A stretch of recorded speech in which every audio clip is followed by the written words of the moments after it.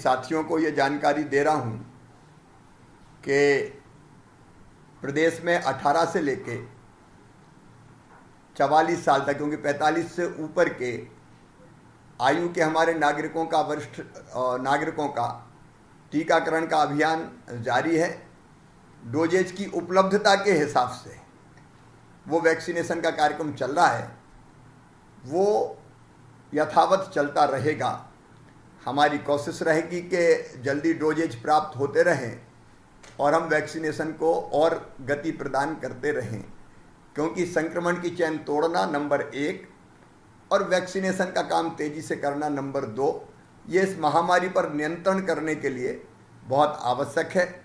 अब 18 से लेकर 44 वर्ष के हमारे जो नौजवान हैं या प्रौढ़ भाई बहन हैं, उनको भी वैक्सीनेशन का कार्यक्रम, टीकाकरण का कार्यक्रम अभी 5 मई से हम प्रारंभ करेंगे। अभी हमने जो आकलन किया कि जो संभावित संख्या होगी जिसका हमको वैक्सीनेशन करना पड़ेगा 18 से लेकर 44 साल तक की, उसके लिए हमको जो डोजेज की ज़रूरत पड़ेगी वो 5 करोड़ 29 लाख डोजेज की आवश्यकता होगी।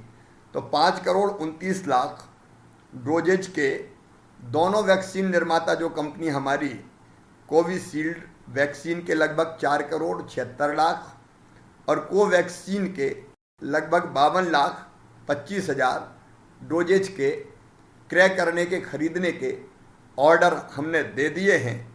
और हम लगातार ये कोशिश कर रहे हैं कि दोनों वैक्सीन निर्माता serum institute of India Pune Maharashtra और भारत बायोटेक वैक्सीन हैदराबाद, ये हमको तेज़ी से सप्लाई करे।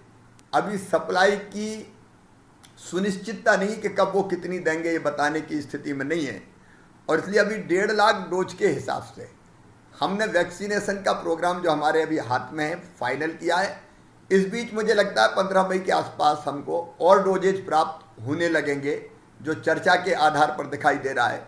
तो हम अगले सत्रों का निर्धारण भी हम करेंगे। 5 और 6 मई को हम शुरुआत करेंगे। 104 जो सत्र है उनमें लगभग 10,400 डोजेज लगाए जाएंगे। 8 और 10 मई को फिर ये सत्र बढ़ा के 416 कर दिए जाएंगे और 41,600 डोजेज लगाए जाएंगे। 12, 13 और 15 मई को ये सत्र बढ़ा के 960 कर दिए जाएंगे और 96,000 डोजेज लगाए जाएंगे। तो यहाँ से हम ये प्रारंभ कर रहे हैं और मुझे लगता है कि इस बीच में हमको उपलब्धता और प्राप्त होती रहेगी। हम लगातार बात करते जा रहे हैं कि हमको जल्दी उपलब्ध कराई जाए।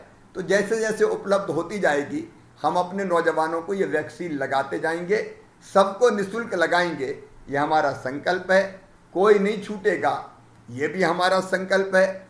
जो हमारे पत्रकार मित्र हैं अधिमान्यता प्राप्त और उसके अलावा भी, उनको भी ये डोजेज लगाने के हम अलग से सत्रों का आयोजन करेंगे।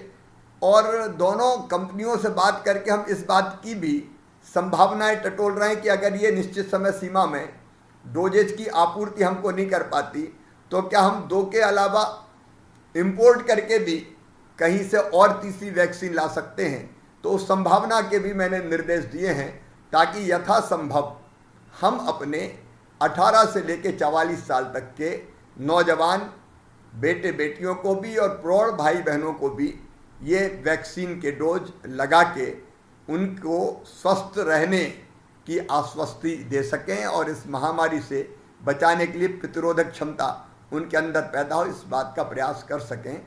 ये मुझे लगा कि हमको 5 मई से प्रारंभ करना चाहिए, इसलिए मैंने आपको जानकारी दी।